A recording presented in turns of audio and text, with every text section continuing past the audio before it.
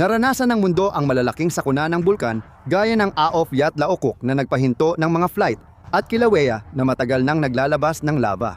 Ngunit hindi iyon kasing tindi ng pinakamalakas na pagsabog ng bulkan na nagdulot ng dakilang pagkalipol sa loob ng 2 milyong taon. Mararanasan mo ito ng dahan-dahan, di mo mamamalayan.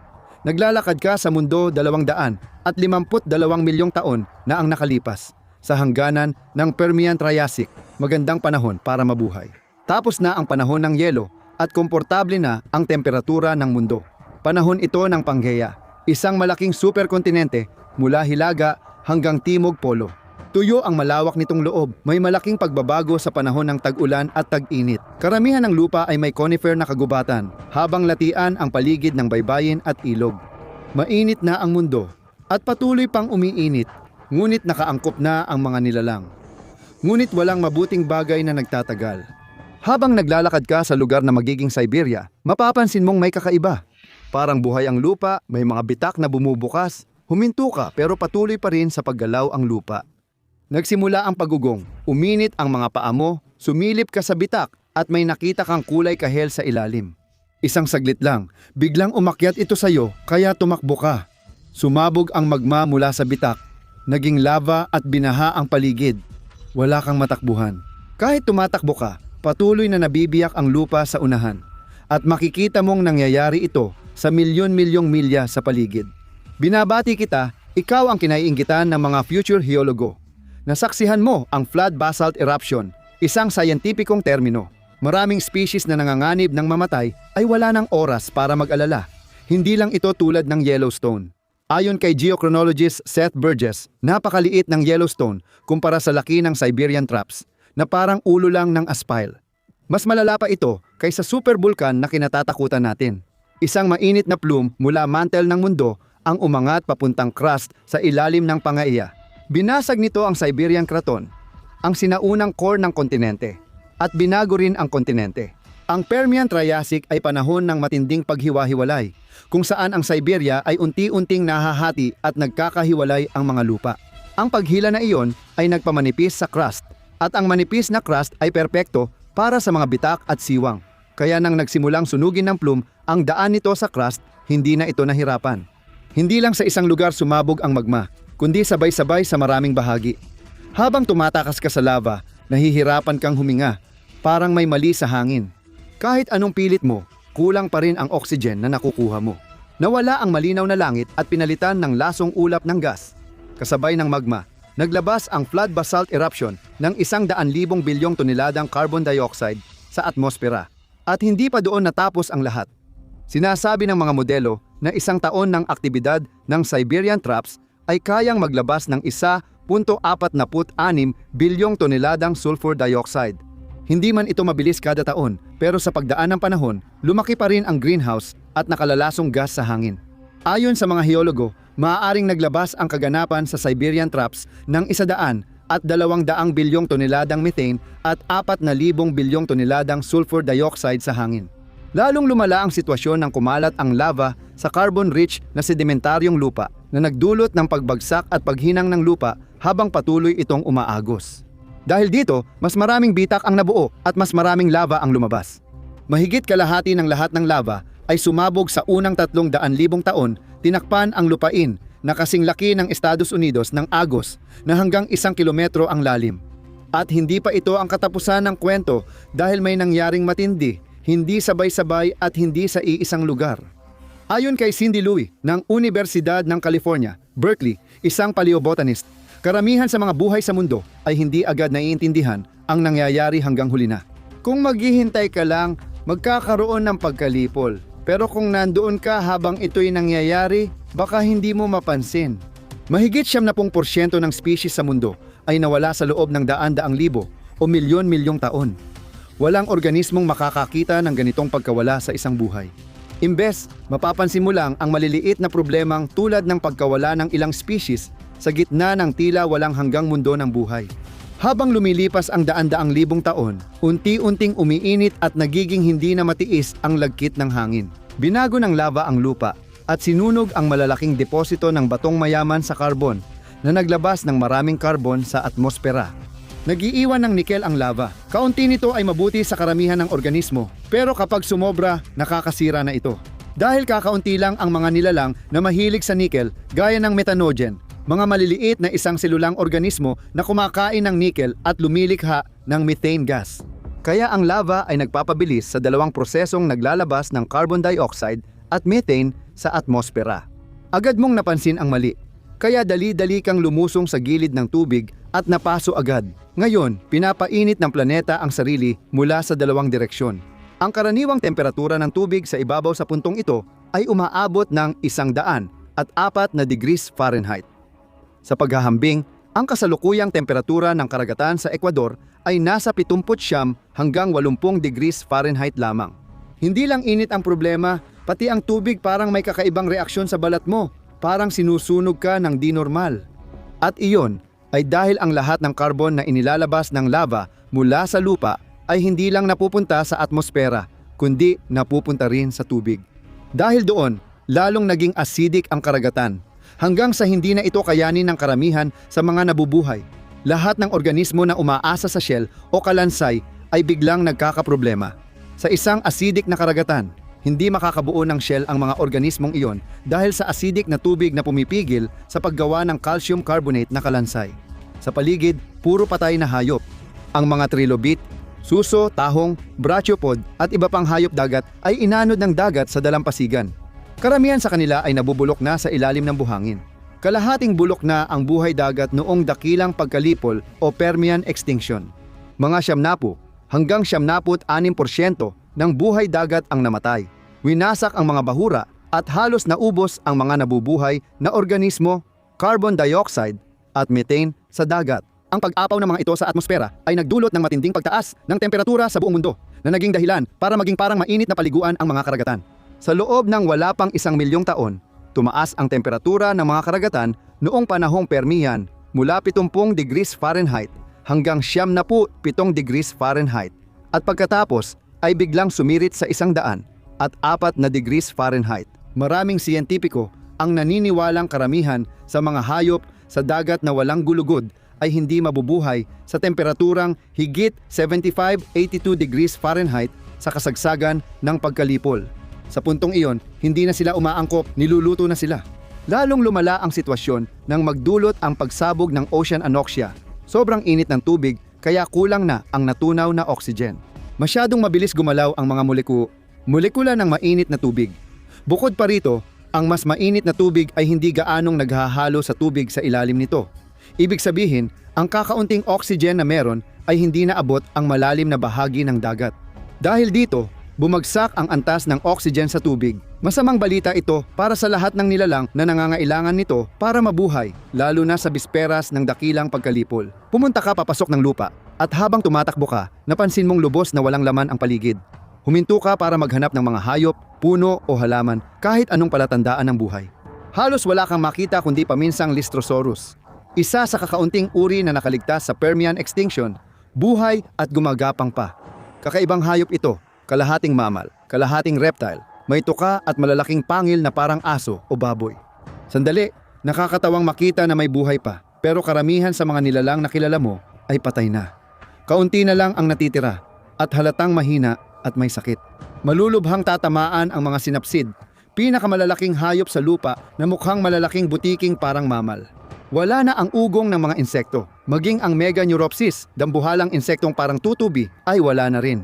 Hindi mo ito mapapalampas. Ang pakpak nito ay umaabot sa 2.5 talampakan, pero wala ka nang makikita dahil extinct na sila. Mas malala, 70-75% ng species ng hayop sa lupa ay malapit ng mamatay. Nagpapanik kang tumingin sa paligid para lang makakita ng kahit isang puno na mapagpapahingahan sa lilim at makaiwas sa araw, pero wala kang makita. Nagdulot ng malawakang tagtuyot at madalas na sunog sa kagubatan ang pagtaas ng temperatura, pinatuyo ang planeta sa loob ng daan-daang libong taon. Lumaganap ang mga sunog sa mundo, winasak ang mga kagubatan at nabawasan ang mga puno. Dahil dito, nabawasan ang tagasalo ng carbon at dumami ang carbon dioxide sa atmosfera. Habang nilalamon ng lava at greenhouse gases ang mundo, sinusunog din nila ang mga organismong kayang lumaban dito. Sinunog din ng mga sunog ang maraming ekosistema na tinatawag na tahanan ng mga hayop sa lupa noong panahong iyon.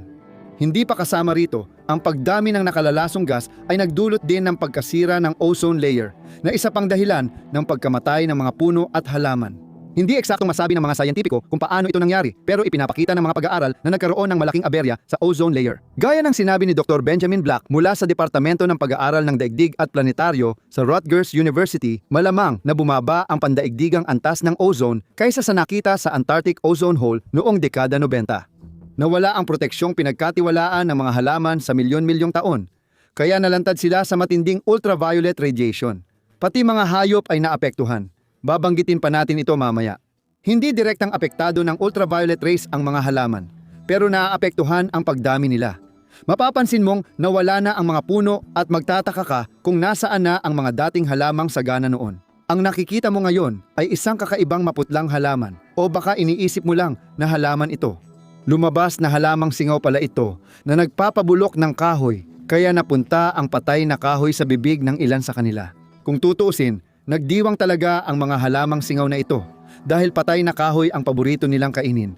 Mabilis silang dumami sa buong paligid dahil halos saan ka man tumingin ay may pagkain na sila. Dahil wala ng lilim, mapapaisip ka kung bakit parang ang tindi ng sikat ng araw ngayon. Hindi lang init ang nararamdaman mo, tiningnan mo ang iyong mga braso at napasok ka na sa lahat ng parte. Paano nangyari yon nang ganoon kabilis? Hindi lang mga halaman ang naapektuhan ng huminang ozone layer, pati mga hayop nagkaroon ng suliranin.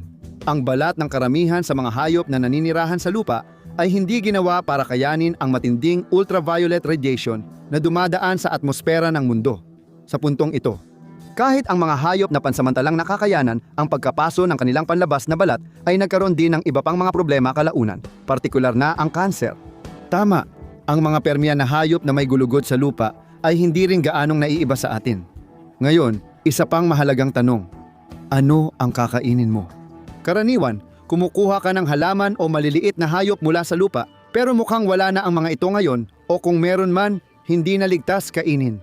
Nang nawala ang mga halaman sa Permian extinction, naapektuhan hindi lang ang mga halaman kundi pati ang food cycle. Kung walang halaman, ano ang kakainin ng mga halamang kumakain? Kung walang maliliit na halamang kumakain, ano ang kakainin ng malalaking kumakain ng karne? Pareho ring may problema ang maliit na halamang kumakain at malalaking kumakain ng karne. Mahalagang tandaan na sa buong panahon ng Permian, medyo mainit na talaga ang mundo. Dagdagan mo pa ng isang bulkan na hindi tumitigil sa pagbuga ng lava sa loob ng 2 milyong taon at para mo nang sinusunog ang buong lugar. Ang pagdami ng bilyong tonelada ng carbon dioxide at patuloy na pag-init ng mundo ang nagdulot ng halos hindi na matirhang planeta. Gaano nga ba kainit noong 2 milyong taon na pagputok ng bulkan na ito? Ang pinakamalapit na paraan para maintindihan ang epekto ng ganitong pagsabog ng bulkan ay obserbahan ang epekto ng pagsabog ng Laki noong 1783 sa Iceland. Nang sumabog ang bulkan, bumaba ang temperatura sa hilagang hemisphere ng 1.8 degrees Fahrenheit. Hindi naman siguro ganon kasama, di ba? Ang pagsabog ng Lockheed ay naglabas lang ng 3 cubic miles ng lava. Ang pagsabog ng Siberian Traps Flood Basalt ay naglabas ng pagitan sa 200 at 40,000 at 700,000 cubic miles ng lava. Iyan ay halos doble ng Gulf of America na dati Gulf of Mexico. Isipin ang epekto nito sa klima dahil dati nang mainit ang planeta at matindi na ang temperatura noong Permian extinction. Sa tropiko, ang init ay madalas lumalagpas sa 100 degrees Fahrenheit. Para sa paghahambing, karamihan sa mga tropikal na rehiyon, kahit mainit at mahalumigmig, ay karaniwang nasa 70 hanggang 86 degrees Fahrenheit. Noong panahong iyon, halos di na matirhan ang lupa dahil sa mabilis at matinding pagbabago ng temperatura. Walang oras ang mga species para mag-adapt dito at kung anumang hindi makapag-adapt ay karaniwang namamatay. Magsisimula kang mag-alala na baka hindi ka magtagal sa planetang kulang sa oxygen at mainit pero parang magkakaroon ka na ng pahinga. May halaman at umuulan na yata. Sa isang iglap, parang himala, bumagsak ang ulan. Inangat mo ulo mo, umaasang giginhawa, pero mainit ang ulan at nangangati at parang nasusunog ang balat mo. Halos agad, lumalabas na pulang pantal. Acid rain pala ito na may pH na kasing baba ng 2 tulad ng lemon juice o suka. Dahil sa lason sa atmosfera, mas delikado ang ulan at maaaring magdulot ng kamatayan kaysa tumulong sa buhay. Tinitigan mo ang nag-iisang halaman habang sinisipsip ng lupa ang ulan. Kaya ito mahina at kayumanggi. Nilalabanan ng ulan ang sustansya sa lupa. Walang tumutubong anuman sa ganitong kalagayan, kaya nagkakaroon ng malawakang pagkalipol. Habang nag-iisip ka, dumagdag pa ang problema. Hindi na lang mahirap huminga. Halos imposible na. Sumasakit ang ulo mo. May mali talaga. Ang carbon dioxide ang nagdulot ng tinatawag na hypercapnia sa karamihan ng mga nilalang sa lupa. Sa madaling salita, nagkaroon sila ng sobrang carbon dioxide sa kanilang dugo. Nagsisimula ito sa tao sa sakit ng ulo at hirap huminga. Susunod ay pagkalito. Hinahanap mo kung saan magpapahinga, pero 4 na ulit mo nang nadaanan ang parehong bato. Saan ka papunta? Sa hypercapnia, ang pagkalito ay nauuwi sa paranoia. Kasunod ang pangingisay, pagkawala ng malay, koma, pagkabigo ng paghinga, at pagkatapos ay kamatayan. Noong panahon ng pagkalipol, ang atmosfera mismo ang sumakal sa mga hayop sa lupa. Habang nakahiga sa maasim na lupa at nakatanaw sa malabong langit, isang ideya ang sumagi sa isip mo habang lahat ay unti-unting naglalaho. Sana malamig na lang.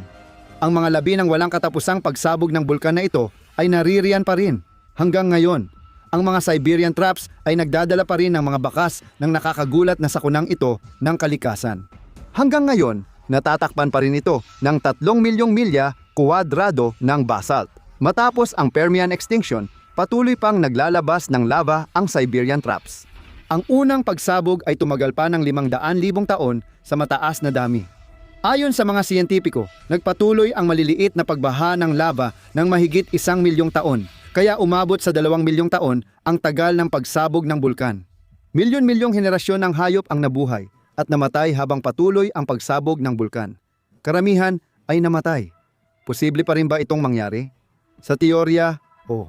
Ang malalaking pagbaha ng basalt o large igneous provinces ay bihira, ngunit bahagi ng malalim na geological cycle ng mundo. Ang mga ganitong pangyayari ay tumatagal ng 100,000 taon, hindi habang buhay ng tao.